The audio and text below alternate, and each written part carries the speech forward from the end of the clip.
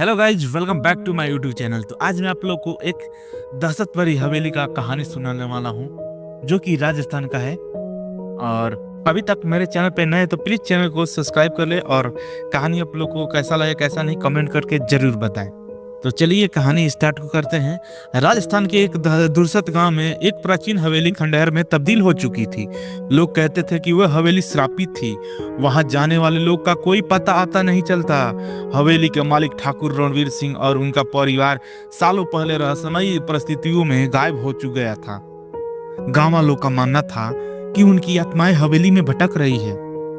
कहानी की शुरुआत में देखा जाता है कि रवि एक युवा पत्रकार जिसने हमेशा अजीब घटनाओं पर शोध करने में दिलचस्पी दिखाई थी, इस हवेली के बारे में सुनकर उत्साहित हो गया। वह अपनी टीम के साथ इस रहस्य को उजागर करने के लिए गांव पहुंचा और वह बुजुर्गों ने उसे चेतावनी दी, बेटा उस हवेली में जाना मत, जो भी गया कभी लौट कर नहीं आया। लेकिन रवि और उनकी टीम ने इस चेतावनी को नजरअंदाज कर दिया। रात को जब पूरा गांव अंधेरे में डूबा था, रवि और उसकी दोस्त साक्षी और कैमरामैन अर्जुन ने हवेली की ओर कदम बढ़ाए। हवेली तक पहुंचते ही चारों में अजीब सा सन्नाटा था। हवा में अजीब सी गंध थी, मानो वहां कुछ जला हो। हवेली का दरवाजा जर्जर हालत में था, लेकिन जैसे ही रवि ने उसे छुआ वह अपने आप चरमराते हुए खुल गया। जब हवेली के अंदर घुसते हैं उन्हें अजीबोगरीब आवाज सुनाई देने लगी, जैसे कैसी औरत की धीमी सिकसिकाहा।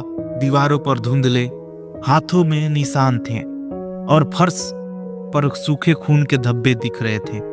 अर्जुन ने कैमरा ऑन किया और रिकॉर्डिंग शुरू कर दी। तभी अचानक हवेली के अंदर लगे पुराने झूमर में मोमबत्तियों गिरने लगी। एक कुर्सी अपने आप खिसका कर रवि के सामने आ गई। साक्षी घबरा गई। रवि, हमें यहाँ से चलना चाहिए। लेकिन रवि ने कहा, नहीं, हमें इसका सच जानना होगा।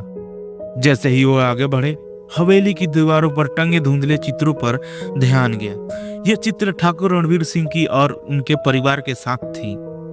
लेकिन अजीब बात यह थी कि चित्रों की आंखों में चमकी रही थी, जैसे कोई उसमें से उन्हें देख रहा हो।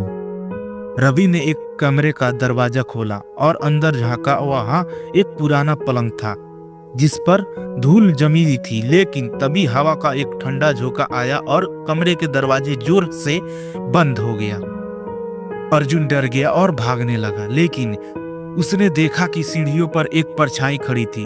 वो यह एक औरत की आकृति थी जिसका चेहरा ढका हुआ था और हाथों में से खून टपक रहा था। कौन हो तुम? रवि ने हिम्मत जुटाकर पूछा। औरत ने धीरे धीरे चेहरा उठाया। उसकी आंखें लाल थी और चेहरा जला हुआ था। मुझे इंसाफ चाहिए, फुसफुसाती आवाज में गूंजी।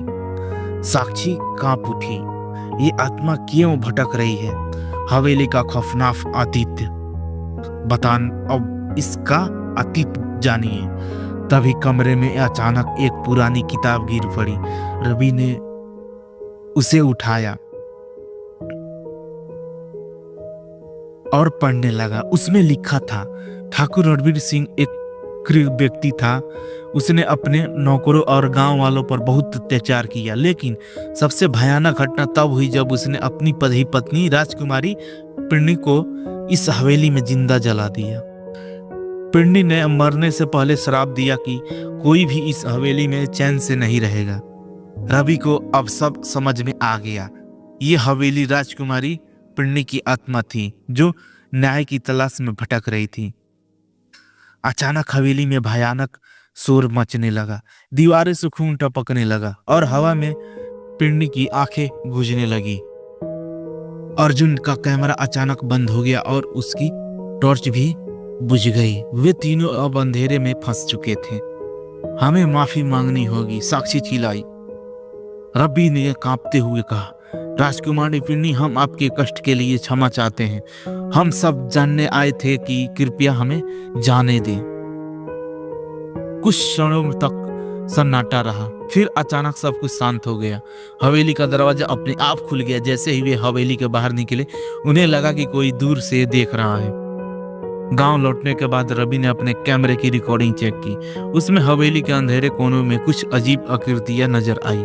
एक फ्रेम में स्पष्ट रूप से पिन्नी की आत्मा दिख रही थी जो उसे दूर से घूर रही थी। रवि ने उस वीडियो को सार्वजनिक नहीं किया, लेकिन उसने तय किया कि वह इस हवेली की इतिहास को सबसे सामने लाएगा ताकि कोई इस श्रापित जगह का शिकार ना बने। लेकिन कहते हैं कि आज भी इस हवेली के में पास गुजरते हैं तो लोग उसे एक औरत की शिक्षिका सुनाई देती है। तो आप लोगों को कहानी कैसे लगी कमेंट करके जरूर बताइए और वीडियो को लाइक शेयर जरूर करिए और प्यारा सा कमेंट करके जाइए।